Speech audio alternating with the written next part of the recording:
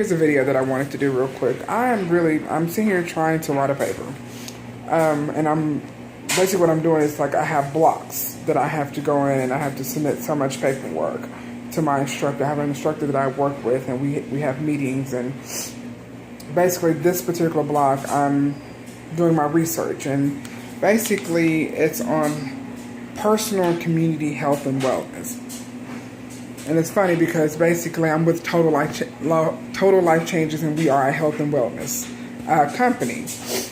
And one of the questions is, what are the barriers do you think people most struggle with? That you think most people struggle with? And I think in today's environment, I would have to say it's going to be procrastination, because people have an excuse why they can't do something. Like, well, I have a person that's interested in the tea. Well, their excuse is, well, I can't afford it. Here's my thing. One sample of tea is $17. Some people spend that much on food. And then what really aggravates me is that you can't afford it, but then I'm looking at you go through McDonald's line or even Popeye's line, and you ordering your meal comes to $22 and some change. Let's think about that for a second. You can't pay to get healthy, but you can pay to go and basically clog your arteries, clog your pores, and basically clog your body with food that doesn't really is going to help you. It's going to basically make you feel worse. And then another option we have for the barrier to change was preconditioned cultural beliefs. This is the one that really makes me so mad. And it makes me mad because one of the excuses I hear is, well, my mom and my dad or my grandma and my grandpa, they suffer from whatever it is. Let's say high blood pressure. High blood pressure, heart disease, cancer, diabetes, and I'm trying to think what else runs through my family. But guess what? I'm 34 years old and I have none of the above. Why? Because true enough, it runs through my family, but I do not take claim to that. I have taken steps to make sure I'm healthy. I have taken steps to make sure my kid's healthy. Obesity runs through my family, but what have I done? I have put myself and my son, anyone knows have seen my child knows that my child is not your average 14-year-old, but I'm taking steps to make sure that we don't fall into that category of what runs, quote unquote, through our family. And just because it runs through your family, you can make a choice for it to not to run through your family. Okay? And then another one, let me turn my iPad back on because I'm working my phone, my iPad, and my tablet. And another one is lack of core values.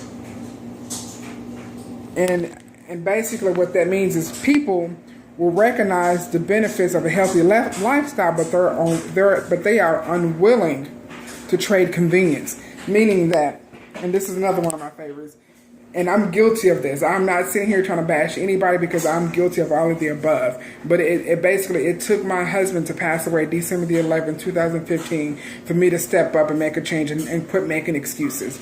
And sometimes I tell people it takes something drastic in your life to happen in order for you to wake up. Because it's easy to make excuses. But to get back on topic, lack of core values. Meaning that it's easy for you to go through McDonald's, order off the the dollar menu, than to come home and make a salad. Because the thing that people rest in now, we're all about convenience.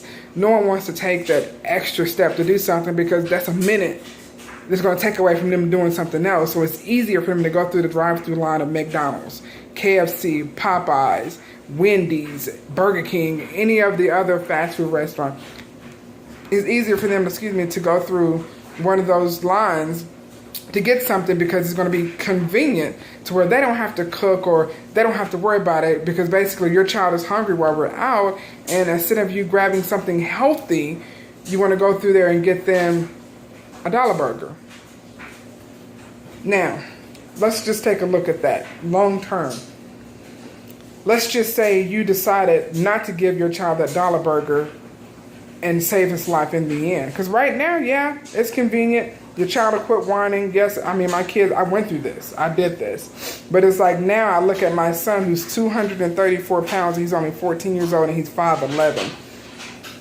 I wish that I didn't bring him up like that, because now it's hard trying to break that habit. When a child, or even you as an adult, get used to something, what do? You stick with what you know.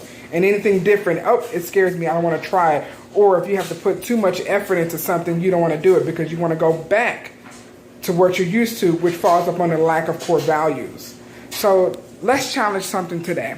I challenge everybody to not eat that dollar burger, not eat that Wendy's sandwich, and let's focus on something healthy. What can you do today that's healthy? Yes, it's going to be hard. I'm not going to sit here and say that it's not going to be hard, but let's think about the future. Well, hold on, let's back up. Let's think about the past real quick. Who in your family has died from cancer? Who in your family has died from high blood pressure? Who in your family has died from obesity? Who in your family has died from anything that could have been prevented if you would have just exercised and changed your diet? I want you to think about that for a second. And then I want you to go back and think a little bit further. What can you do to change it? So fast forward. Let's start today. Make a list if you need to of what you can do to change your life to where you won't end up where your family member did. You may think, oh, Tiffany, you're just being crazy. No, I'm being serious. And I say that because my husband, when he passed, he was knocking at 400 pounds. The doctor told us 5 years ago that if he didn't lose weight, that he was going to die. And, well, he didn't take him serious. I'm just going to throw it out there. He did not take him serious.